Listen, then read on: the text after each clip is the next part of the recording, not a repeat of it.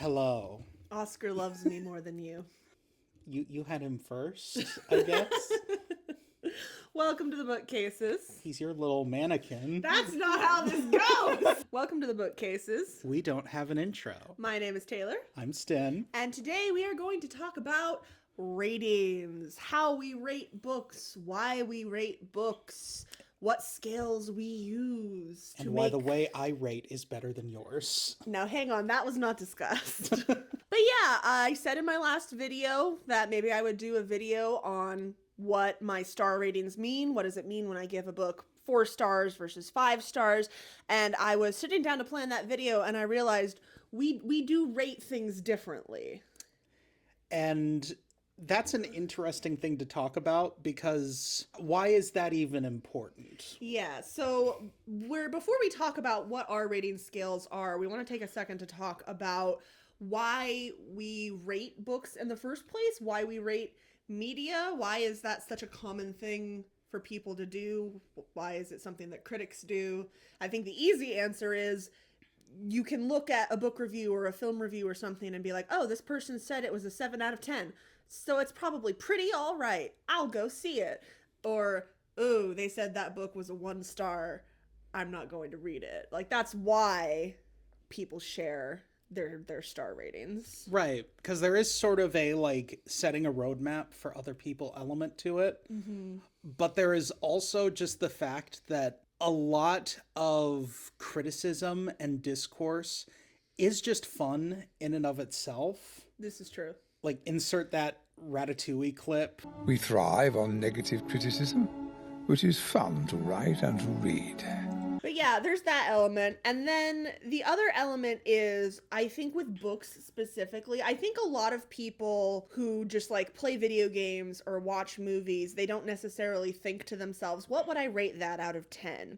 But a lot of people who read, because of the prominence of Goodreads, of Storygraph, of things like that on reader culture, a lot of people who read, even if they make zero content about what they read, they still kind of think in terms of 1, 2, 3, 4, 5 stars and give those books ratings. Right. And the way you rate things, not just like the ratings you give, but the way you rate things kind of tells a little bit about you and your relationship with the media that you're rating, which I think is just a very interesting topic, just a very meta way to look at not the books we look at, but the way we look at the way we look at books. Ooh, fancy. Most reviewers, if you're looking at books specifically, most reviewers are going to be giving stars out of 5, mostly because that's how Goodreads does it, and Goodreads has had a lot of influence over the online book community.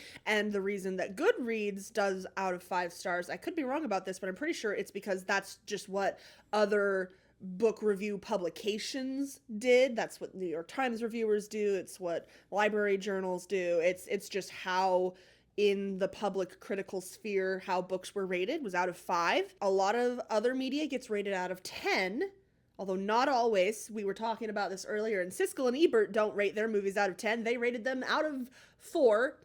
So you can kind of do whatever you want, actually. Yeah. No rules. But I rate out of 5 because it's kind of what all the other book people do. I suppose we could have researched this more, but I have this like pet theory that like the reason 5-star ratings pop up a lot more than sort of other types is just that 5 stars looks really good on a billboard. It does. That is true. Because it's an odd number, so like you can have the center one is centered. So like the center is not like a void, it is one of the elements of the picture. So that's just kind of a pet theory I have. If I had been thinking, I would have like done some research as to like what is the origin of the 5-star rating. But all that being said, you do not rate out of 5 stars. I do not. I prefer to rate sort of on a 10-point scale where I am still using sort of those decimal points in between, usually not more than half a point. That is the other interesting thing. As we'll discuss, we use different rating systems, but we do have a similar amount of points to give out because I do rate out of 5, but I do use 0.5 as well. I do not use 0.25 and 0.75, but some book rating platforms like Storygraph do let you do that. And I know one of the biggest consumer complaints with Goodreads is that it does not let you do that. And if a person rates out of 5 but does 0.25s and 0.75s, and a person rates out of 10 and does 0.5s, technically they have the same number of points available to give the media. They're just Right. verbalizing it differently. Which leads me to this question before we get into what each of those numbers means to you. How often do you use the 0.5? I actually use the 0.5 a lot. For me, the difference between a 4 and a 4.5 is pretty clear, but the difference between a 4.5 and a 5 is often just like a gut feeling. And then I use 3.5 a lot because, as we'll get into, 3 is kind of like a baseline, And so a lot of the times a book is going to be slightly better than that baseline, but isn't going to be quite like 4. So I do actually use the 0.5s a lot. There have been very few times when I have felt called to use a 0.25 or 0.75. And because of also the way that I physically book journal, I just decided to round to the nearest half. Because to me, it's just kind of like at that point, and a big part of why you do that too is because you use those systems like Yes. Storygraph. I and use whatnot. Storygraph. I have a spreadsheet where I rate everything, and I physically book journal where I have a color-coded bookshelf for every book that I read in a year, and every star rating has a color. And if you do that system, the more minutia you put on your star ratings means the more colored markers that you have to keep track of, and I don't want to deal with that. And to me, it's like just kind of the reasoning comes through as if you're using the 0.5s, you may as well just have whole numbers. But that's when you're using out of 10. Exactly. When I'm out of 5, the 0.5s really matter. If you're going out of 10, the 0.5s don't matter as much. And they don't. And I don't do 0.5s nearly as often. But you For do me, you do allow space for them. I allow space for them. You're holding space for defying gravity. Holding space. That meme is 2 years old. We're holding space for half points. To me, it's just this question of ideally, I kind of want each of these numbers to encompass how I feel about a piece of media, but occasionally a piece of media comes along that doesn't firmly fit, like my idea of a 6 or a 7. Like, it's just kind of there. So I want to have, like we said, we want to hold space. We want to hold space for that nuance. for the 6.5. We as humans love to put things into boxes and categorize, but also we as humans do love to break down those boxes and barriers and to defy categorization. I think I'll try defying categories. All right. So that being said, what do our categories mean? So we're going to go from the top and go down. So 5 stars or 10 out of 10. To me, a 5-star book is perfection on the page. It's either a perfect execution of what it's trying to achieve, or it's a book that I enjoyed so deeply and personally that whatever flaws it might have are not consequential to my enjoyment, or it's some combination of those. I have books that I've given 4.5 stars that I've enjoyed more than books that I've given 5 stars, but it was just like so technically executed and well done. You know, like there's kind of a give and take of quality versus enjoyment. But that being said, I do give 5 stars out fairly frequently. How often do you give something 10 out of 10? And what does a 10 out of 10 mean to you? To me, a 10 out of 10 is less about and here's where sort of my rating comes in. I don't rate on the quality of the work itself, which is something which is a bit more subjective. I very openly want to say that my rating is the experience that I had with the thing. So yours is kind of a pure enjoyment like aspect of it. Sort of. In some ways, I would say enjoyment isn't quite the same as the experience. Like That is true. Maybe because the book itself is not enjoyable. It's maybe about something very heavy, about very serious. It's not pleasant, but it's still very good. It's a good experience. like it's like an experience that sticks with you. Yes. To me, like a 10 out of 10 book is a book that like the experience was so strong for me that like the flaws are, it's not that there are no flaws, it's that I don't care. Yes. And I do sometimes feel that way about 5 stars. There are some books I've given 5 stars that I truly think have very few flaws. No media is perfect, but some media gets pretty darn close. But more often than not, a 5 star is just something that is, it just, it hits in a way. Yeah. You know, it hits in a way. 4.5 stars is, for me, it's excellent. It's high above average. It's far better than simply good. It's almost there. And more often than not, for me, I think something being 4.5 stars is something that was really, really good, but didn't quite hit in that way that 5 stars hits. I feel similarly. Sort of a 9 out of 10 to me is when something is really strong, it's really grabbing me. Like, to me, the difference between a 9 and a 10 is whether or not I am aware of the flaws. Yes, that can be a huge one. There can be times when something will just like stick out at me, and it's not even necessarily a negative thing, but if the more aware I am that I'm reading a book sometimes, the less likely I am to give it 5 stars. And maybe awareness isn't quite the right word. It's just sort of like, do those flaws stick out to me? For me, that's what a 10 out of 10 is. Yeah. It is an experience where the flaws are, even though I might be aware that they're there, it's just, it doesn't matter because this experience just stuck with me so hard. And then a 9 out of 10 is going to be something like, a 9 out of 10 might be a air quotes perfect book, but it just didn't speak to me the way it needed to for me to get over like some humps. Yeah. And sometimes it can even be mood. There have been times when I've read a book and given it 1 star rating, and then I go back to it again a few years later and I'll give it something different, because sometimes it can be where you're at that determines whether something is a 4.5 or a 5. Yes. That being said, 4 is, for me, it's really good. It's better than just good, but there's something that's like holding it back from being great.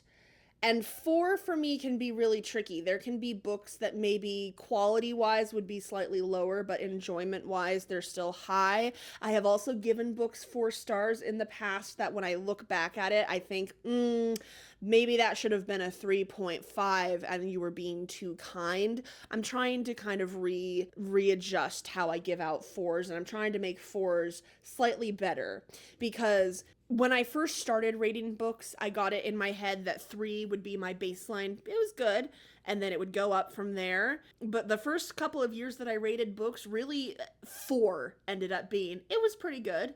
And I think that's too low for 4. I think 4 should be better than pretty good. So right now I'm trying to make 4 really good, and pretty good is like a 3.5. And that's kind of where I'm at too with my 8s. To me, an 8 should be something that is like, this is craft, this is quality, but there are still problems here.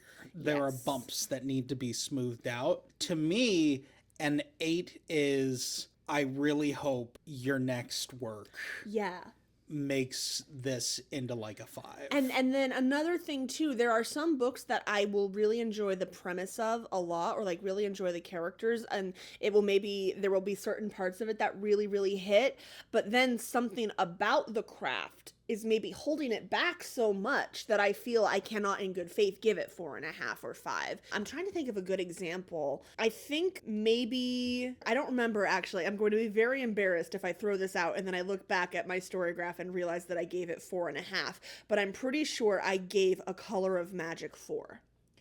And to me, A Color of Magic on a craft level is very good, but on a personal, emotional, and enjoyment level, it didn't quite hit. And part of that is because it is parodying and commentating on a genre that functionally does not exist in modern fantasy. And so it doesn't hit me personally because I didn't have a personal relationship with the kind of Conan sword and sorcery era of fantasy. And that's actually a really good segue into my 7, because Color of Magic to me is like, that's a 7. Like, to me, 7 is like the hear me out of ratings. 7 is the kind of book that I am not surprised somebody else would not drop. Like, if someone DNF'd The Color of Magic just from a modern reader perspective, I get it. Because The Color of Magic is, in my opinion, it's a wonderful book, but it's also a book with a lot of baggage that it brings in. Baggage. But That's only funny if you've read Color of Magic. It has a lot of baggage that it's bringing in from the idea that before anything else, it is serving as satire of an existing genre. That's one of those things where maybe if I had read more Conan or more Elric, then I would be all on board with it. But that kind of stops me from being able to give it like a ringing endorsement. Yes. We're going to put a pin in this one because I want to come back to this later. All right, fair enough. So for me, a 7 on a 5-point scale would be a 3.5. And for me, 3.5 is, it's pretty good, pretty all right, good even. But there's either, and 3.5 for me is actually a very contentious rating. A 3.5 oscillates wildly between, I thought this was just fine, but there was a little something extra that made me go, I see what you're doing, kid, and I appreciate it. Or it's a book that had a lot of things on paper that I should have really liked, but the execution of it just fell a little flat for me. And I have a great example for this. I have 2 great examples for this. So an example of the first, there is this mystery series called Tita Rosie's Kitchen by Mia Manansala, and the first one is called Arsenic and Adobo. I gave Arsenic and Adobo 3.5 stars. I did not think it was a very good mystery. As an amateur sleuth, I thought the main character was a terrible amateur sleuth, and I just had structural problems with it as a mystery. It was a fine book, but I didn't think it was a good mystery. So I would have given it 3 stars, but it's called Tita Rosie's Kitchen. This book is full of descriptions of food, mostly Filipino food, but then also like sushi, American diner food. All of the suspects are restaurant owners. So our main character, who is a restaurant owner, is going around and interviewing all these other suspects, and she's going to their restaurants and she's eating their food, and it's so good. And the way But does she feel like she's in a hot spring being looked at by a gorilla? The way that Mia Manansala writes food is very good, and that gave it an extra half star for me. 3.5. There was a little something extra. Conversely, I just read Hamajang Luck by Makana Yamamoto, and that was 3.5 stars because I should have loved it.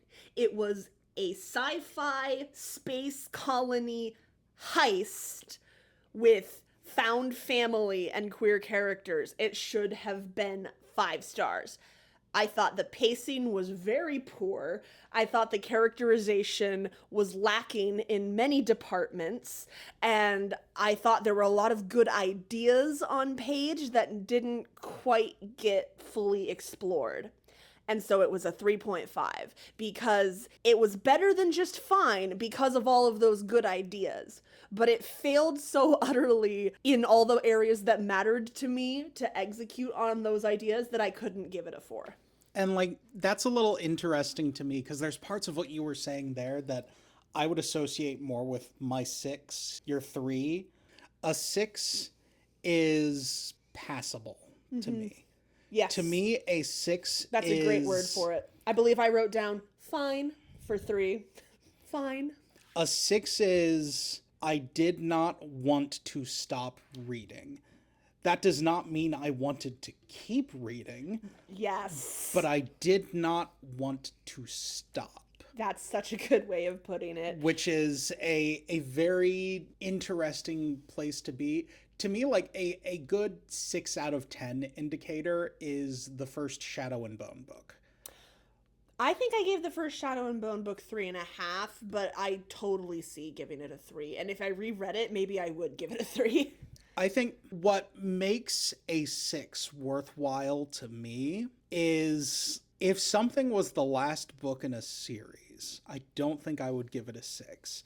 Now, if it was a standalone, I might give it a 6. But if something was the last book in a series and we were ending on a 6, that's going down just for that. But a 6, especially in the context of a series, a 6 is a big indicator of hoping for something better, especially from a young author. Yes, and I am so glad you brought that up, because the most recent book that I just gave a flat 3 stars to is Vilest Things by Chloe Gong, which is the second book in a trilogy, and I really liked the first book. I think I gave it 4 stars, and I almost DNF'd Vilest Things. I talked about this in the last video where I did my quarter 1 reading wrap up. It nearly lost me. But I picked it up again after finishing a really, really good book when I was like really on a roll, and it did stick the landing. Like the last 30% of that book was so much better than the first 66% of that book that it saved it. And the big thing in the context of a series, I do want to read book 3 still. I don't want to buy book 3. My plan with that series was to read Vilest Things and then pre-order, I forget the name of the third book, but like pre-order it because it comes out at the end of this summer. I'm not doing that now. I'm going to wait until my library gets it and processes it and then read it from there. And if it's good, buy it as a trophy and just accept that Vilest Things has second book syndrome. But like, that's exactly it. I don't want to stop. I want to know what happens, but I'm not necessarily like having the greatest time, and I would change so much about it if I could. To me, like a 6 out of 10 is in the context of a standalone book. If I knew the experience I was going to have going in, I might not have read it. But Yeah. after the fact, having the experience I had, I don't regret it. Yes. So you never want to read a 3-star book, but having read a 3-star book, I don't regret having read it. We dip below 3 and that starts to change. Now, in the context of a series, like a 6 out of 10 book, to me, that's like that's the point of, okay, I'm gonna keep reading you, but we're on thin ice, Missy. Yeah. You get one more chance. You get one more chance. So yeah, 3 for me is fine, but 2.5, we have some problems here. When I am dipping below a 3, it is because the flaws are now so great that I can't even say I enjoyed the book. And the only thing that is stopping it from plummeting down to 0 is various redeeming qualities. So for me, a 2.5 is a book that I didn't think was good and that I did not enjoy, but that I will give credit to for various things, such as the creativity of the ideas that were attempted to be expressed. I'm pretty sure that I gave The Villain's Apprentice. Is it Apprentice? Apprentice to the Villain? That's the second Assistant book. to the Villain? The first book, Assistant to the Villain. That's the one. I hate Assistant to the Villain. It's so bad. But I'm pretty sure I gave it 2.5 stars. Mostly because, one, not saying that the author did a good job because she didn't, but I far more blame Red Tower as a publisher for not putting editing budget into that book. It reads like it wasn't edited. But there are nuggets in Assistant to the Villain of what made the TikTok series that inspired it popular, of what made Hannah Nicole Mayer like pop off as a skit creator. The banter is sometimes there. The characters are sometimes there, and the idea of this tongue-in-cheek modern humor style, we're doing the evil warlord wizard as a like modern business owner like type person, and then also he's not really the villain because the true villain is tyranny. Like there are legs there. There are legs there, and I think Hannah Nicole Mayer was not the person who should have written that story, but I think that she could have still done a good version of it if she had had a writing coach and a gosh darn editor. Not trying to make this about the books that I've given poor ratings to, but like the thing is there are parts about it that were good or could have been good, and it's almost like I wanted you to be better. You know, I wanted you to be better and you're not, and so you're a 2.5, and how dare you waste my time. And that's kind of where it comes down to for me. Like 5 and below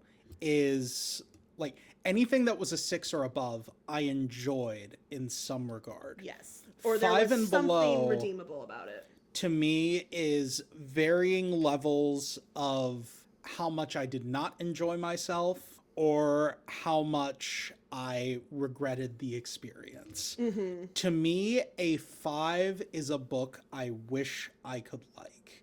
Yes. A book that That's the thing. it just, I wish that I was enjoying myself. Not just in the I wish I was reading a better book. I think we all wish we were reading a better book sometimes. Yeah. But in the sense of what you're doing, I wish that I was enjoying this, but I just cannot say that it's working. Yes. I truly think on a quality level, Assistant to the Villain probably should be lower than 2.5, but I wanted to like it so much. And the banter is there, and the idea is there, and I wanted to like it, and it's just not good. And that brings me to like my 4. My 4 out of 10 is, I would say, mostly inoffensive. That's a great way of putting it, because I put, this ain't good, but it could be worse. To me, a 4 out of 10, it is a book that I did not enjoy at all and did present friction, but did not always present friction. Mm-hmm. A book that was just consistently like okay, except for when it wasn't, and then just doesn't really do anything to bring me back. Yeah, a 2 for me. So you know how I say a 3 is fine, it's all right, it's pretty good, and then a 3.5 is fine, it's all right, it's pretty good, but it's got a little something extra. That's how 2.5 is to me. Like 2.5 is like, this was bad, but it had a little something extra and it could have been good. A 2 is just bad. A 2 is just like not good, but it could be worse. Like maybe I really hated the characters and hated the structure and hated the pacing, but like on a line level, the prose was fine. That would have been the Book of Doors if the Book of Doors wasn't also offensive. And that's the thing. It could be worse. Book of Doors would have been a 2 on a quality level, but it also personally offended me, and so it's a 1.5. And so, like, that's the thing. It's like that you can get worse. Like, 2 is bad, but you can get worse. And to me, that kind of like, that takes me to my 3 out of 10, which is a book which made me angry. Yes. And 1.5s make me angry. 2s make me disappointed. 1.5s make me angry. You remember, you were there. Book of Doors made me viscerally angry. It did. That jigsaw puzzle mystery book that I don't even remember. A Most Puzzling Murder. What a good title. What a good cover. Trash. Trash book. The only reason, actually, that it gets 1.5 instead of 1 is because of the sheer audacity of the idea. This is not going to turn into a rant about A Most Puzzling Murder, but suffices to say it is one of the worst books that I have ever read. And the only reason it gets 1.5 instead of 1 is because of the sheer, just like, creative chutzpah on display. But there was no execution on that chutzpah. But it did make me mad. Anything below 2 is like making me mad. Because like a 3 out of 10 for me, a good example of a 3 out of 10 book, which this book, a large part of why it gets a 3 out of 10 for me, which is a little unfair because I didn't finish it, but I'm not the core audience. I was not the core audience. I don't think you were either. But The Splendid City was a book that just could not stop wasting my time. I think I gave The Splendid City 2.5 because it didn't make me angry. Whenever I talk about how they go to the witch potluck for a long time, I'm talking about The Splendid City. They spent a long time at that witch potluck. And here's the thing. For some people, that is the appeal. Some people are here for the witch potluck, and I get that. Good for you. You might be tempted to think by that description that it is a cozy fantasy. It's not. This is not a cozy fantasy witch potluck. This is a weird political urban fantasy witch potluck that is also kind of trying to be a dystopia. The Splendid City doesn't know what it wants to be. That's a different conversation. But it didn't make me angry. It made you angry. It just, the focus was not in a place that ever made sense to my brain. And I had to drop it. I don't want to say that I gave it a 3 out of 10 because I didn't finish it. Yes, and but I don't know about you. The experience, not the Splendid City, but the experience of getting through Splendid City and dropping off because they just would not leave the witch potluck, that experience was a 3 out of 10. And honestly, that's a really good way of putting, because I don't rate DNFs. I don't give them ratings. And I also don't count them in my book journal. I have a separate tab on my spreadsheet for DNFs, and of course Storygraph and Goodreads let you click DNF. But yeah, 1.5 is like barely redeemable. That 0.5, again, it's because there was something with a most puzzling murder. It's because of the sheer audacity of the idea, and also because a most puzzling murder promised that it would be a murder with like clues for you, the reader, to solve alongside with it. And that's such a cool idea, and I love that. I love mixed media in books. I love books that get funky with form. It also was very bad at that. It's like that one point and click adventure game that everybody thinks ripped off Myst, even though Myst came out after it. The Seventh Guest. Yes, it's like The Seventh Guest, where it's like, oh, look at this with the interesting puzzles that help you solve the mystery, but the puzzles that you're solving don't actually have anything to do with the mystery. They're just random stock puzzles that got thrown in. That's what a most puzzling murder is like. Again, this book is 1.5 stars. It makes me angry. But the 0.5 stars is because, hey, that is a creative idea. I've not seen that before. That's something. One star for me, garbage. There's nothing redeemable about it. It's so either bad or offensive or a combination of bad and offensive that there's nothing good I can say about it. I don't give 0.5 stars. I tried to once. I put 0.5 as a color on my spreadsheet of colors, but I just never use it because if you have sunk so low to me as to be a 1 star, there's not really, to me, in my mind, a functional difference between a 1 star and a 0.5 star. And so 1 is just bottom of the barrel for me. And it's garbage. It's trash. I've called some other books in this video trash, but I didn't give them 1 star, now did I? And to me, like a 2 out of 10, I wouldn't go as far to say trash. I would say to me a 2 out of 10 is a bad book. Mm-hmm. A book that I would only read if I was getting a grade for it and I needed to not fail a class, mm-hmm. which is something I haven't had to think about in many, many years at this point. Yeah. But like that sort of thing. This is a very hot take. And this does not say that it was actually a bad book, but a book that was a 2 out of 10 experience for me was Pride and Prejudice. Oh. Again, it is a good book. Just not for you. It was not for me, and the experience of reading it was such a slog. Mm. It was not a bad book. It was just a book that, like, I had to make myself read it. My mother is going to be so disappointed in you. And that's perfectly fine. It's just, life was very boring then. you are rating on experience versus quality, because you are going to be the first to acknowledge that Pride and Prejudice is not a 2 out of 10. It is Absolutely not a not. 1-star book in terms of quality, but in terms of your reading experience, it was. Right. And I do try to rate things on quality sometimes. Because for me, sometimes a 3-star book is a book that I enjoyed 1 out of 5, 2 out of 10, but that on a craft level is good. I just didn't like it. Like, I will still give that 3 stars in acknowledgement of its craft. It sounds like you will not necessarily. We're going to put another pin in this one. I've already forgotten what the first pin was. The Color of Magic, and I Color don't of know Magic. why. Yes, thank you for remembering. That leads me to my final rating, which is 1 star, like your 0.5, my 1 out of 10. Mm-hmm. To me, a 1 out of 10 is a book that I will not read.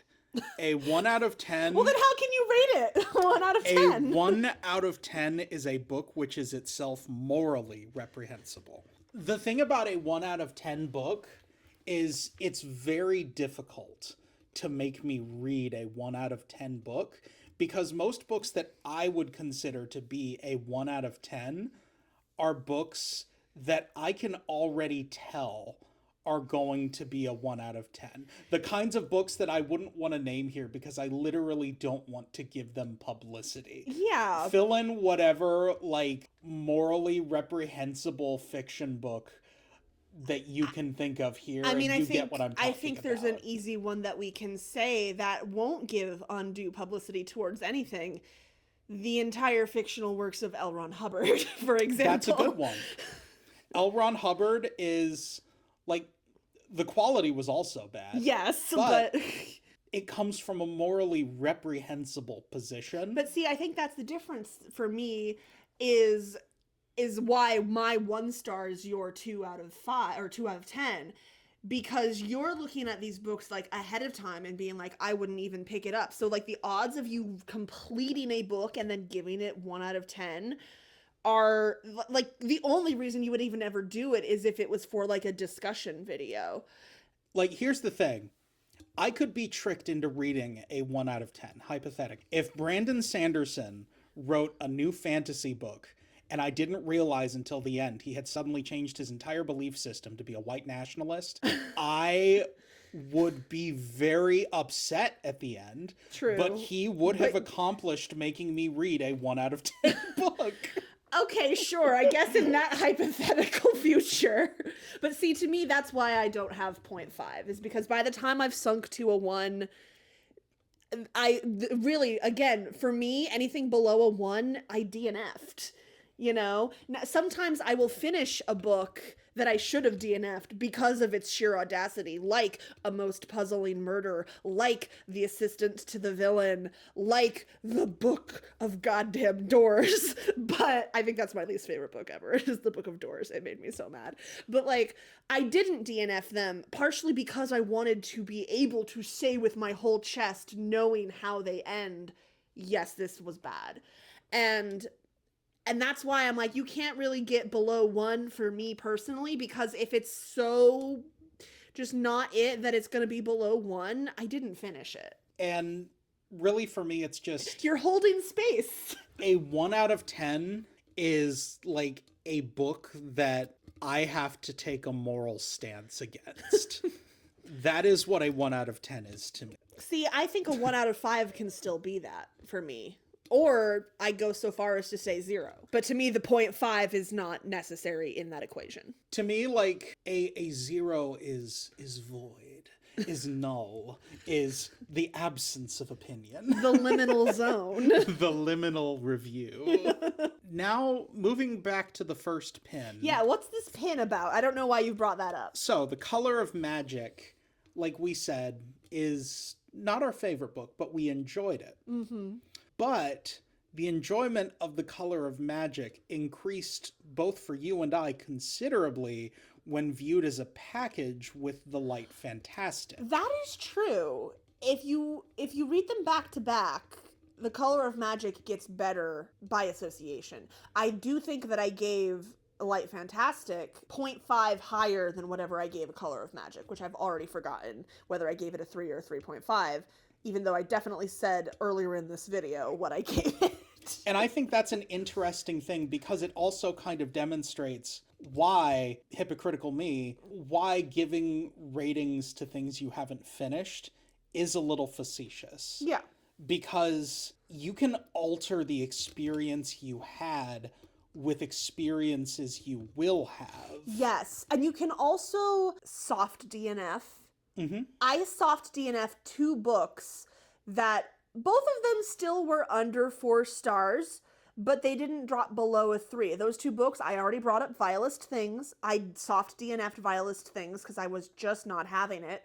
But when I did finally finish it, the latter half, I did actually, if the entire book had been like that last 3, like 33%, I might have given it a 3.5, even a 4.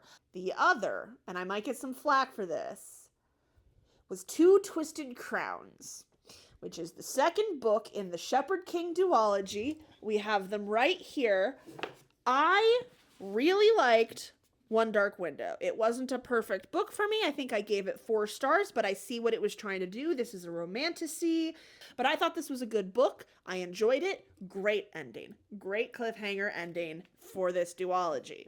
I really struggled with Two Twisted Crowns. For one thing, as romantasy books, new POV couple, because couple in first romantasy book are together, so there's a new romance couple in this book, but then you also still have the POV of the other couple because they're doing important plot things, and the slow atmospheric pacing that worked for me in the first book was not working for me in the second book, and it just wasn't a good time, and so I put it down, and I came back to it like 2 months later, and the pacing all of a sudden wasn't a problem anymore. Slow atmospheric books, very situational. I love a slow atmospheric book, but sometimes no, I don't. I still had problems with the main romance couple in this, so I ended up giving it a 3.5 overall, but like, I could have left this DNF'd forever and given it like a 2 if I rated DNFs, but I don't, and when I did finally come back to it, it ended up being 3.5. I see why people like this book. I see why people like this series. It's maybe not perfectly for me. I don't think it was necessarily badly executed. It was enjoyment, which is why it's a very good example of a 3.5 that is also affected by the practice of soft DNFing. And that kind of speaks to sort of the point I wanted to make, that you are a different person than you were yesterday. And your opinion on a work might be different if you experience it today than you experienced it yesterday, than you experience it tomorrow. Or you can have a work that you read and that you finished and that you rated a certain thing, and then over time, as you experience more of the world and experience more books, you look back and you're like, maybe Maximum Ride wasn't that great. I was going to say maybe Cinderella is Dead is a 3.5 instead of a 4, but yours is way funnier. Because here's the thing that I often will change around the most on is YA, because YA is very audience driven. And as an adult reading YA who knows that I am not the audience, sometimes I'll read something in the moment and be like, that was really good. And then as it goes on, I'll be like, I never think about this, because it wasn't designed for me to think about all the time. I think Kaylin Bayron is a very good YA fantasy author, and none of her books have been above a 4-star for me, and the one book that I did give 4 stars is, in retrospect, probably a 3.5. Do I still want to read Sleep Like Death? Hell yes, I do. But I'm probably going to give it a 3.5 or a 4. And all of that is to say that, like, if I read Pride and Prejudice today, the person I am today might not have the same experience I had when I read it in high school, which is why I had to read it. I was in high school. I was forced to read it. But that brings me to pin number 2, which is rating scales and the different things they're meant to accomplish. Because again, my 2 out of 10 for Pride and Prejudice is not meant to evoke the quality of Pride and Prejudice. It is meant to evoke the experience I had as a 16-year-old reading Pride and Prejudice. Yes. to what I'm sort of speaking to, attempting to ascertain the quality of a work is itself a futile effort. Because art is subjective. Art is subjective, and anyone who tries to make their opinion objective is going to fail. Even if you can say objective things about a work, such as the camera angles in After Earth are objectively wrong, or the prose in Assistant to the Villain is objectively bad on a line level and needed another editing pass, that doesn't change somebody's enjoyment of the other things that are happening. But that's also an interesting thing, because I can litigate. You said the camera angles in Battlefield Earth are objectively wrong. No, they made everything a Dutch angle on purpose. But that's not how you should do it. But you see what I'm getting get at. what you mean, yes. It was a horrible choice. The closest thing to an objectively bad choice they could have made. And yet, that was the choice they made. It was the choice they made. That is the thing. You can argue the reason behind just about any artistic choice. Right. And to me, it's more important to understand sort of a critic and your relationship to that critic, to sort of understand their taste. Because really, I think a good critic is someone who, not necessarily someone who tells you what to like and what not to like, but someone who, based on their relationship with a work, you might be able to determine whether or not you would have a positive relationship. Yes, and that's where I think book reviewing gets so interesting, because the thing is, you kind of have to be discerning about where you're getting your book recommendations from, and like understanding the taste of the people you're getting those recommendations from. Because I think it's very valuable to follow people both who like only post positive reviews, or who are like, these are all the books that I like, and like these books I didn't like and so I didn't finish them. That there's nothing wrong with those, but then also having people who maybe are the same way but about different types of books, different genres, or people who have different tastes, because that can help kind of filter your taste. A review is ultimately a performance. And I think what is most important to understand about the reviewers you watch is to truly try to interrogate what is it that that person is performing. Yes, because so often I think where people get stuck is everything on Book Talk looks like a book review, but sometimes it's just a reading wrap up, y'all. Yeah. Sometimes it's just, here's everything I read and I liked all of it, and it's like, okay, but you're not them, and you're probably not going to like everything that they read. Are they sitting down and talking about an individual book, what they liked and didn't like about it, or are they just giving you a list of books that they like? Both are valid forms of content, but only one of them is a review. And to be clear, the performance part is not the bad part. We are performing right now for this camera and for Yes. anybody who sees this on YouTube. Hi.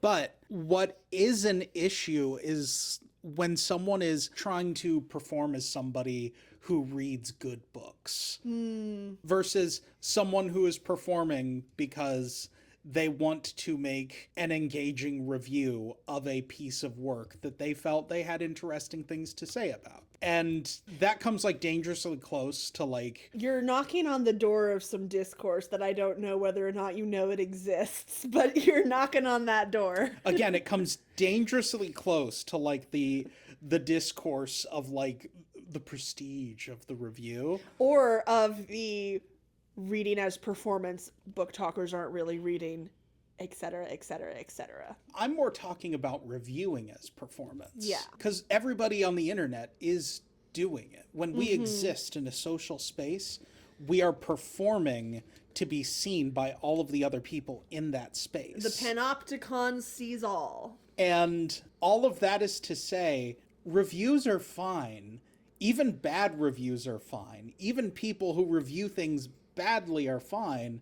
Just, I would encourage people, when you look at people who are doing reviews, sort of try to figure out what it is that they're saying and how that does or doesn't help you. Even if it's just they're saying it funny and it makes me laugh. That's perfectly fine. But, you know, media literacy is nice to promote. Got a little deeper than I was expecting there. You had a load-bearing conversation in that pin. You're like, let me put a pin in this topic of an entirely different video than the one we sat down to film. Well, because that's what reviews are. Yeah. They are just talking about things to be heard by other people talking about them. So, yeah, that is how we rate our books, and also a whole lot else about how we as a community rate and review our books. Thank you for joining me in my weekly existential crisis. I do hope that you enjoyed that video, both the lighthearted fun parts and the unexpectedly deep parts. If you did enjoy it, then please take a moment and click the YouTube buttons. They do YouTube things. We would like it very much. We're so close to 100 subscribers. It would be fun to have 100 subscribers, I think. I don't even look at that number, but that sounds great. Can you tell which one of us does the editing and the uploading and all of the management part of this channel? What is with that beleaguered sigh? Because, like, anything I say here right now will only make me look bad. No! I'm Sten, I'm Taylor. and we've been the Bookcases. Thank you for watching. Bye-bye. Goodbye.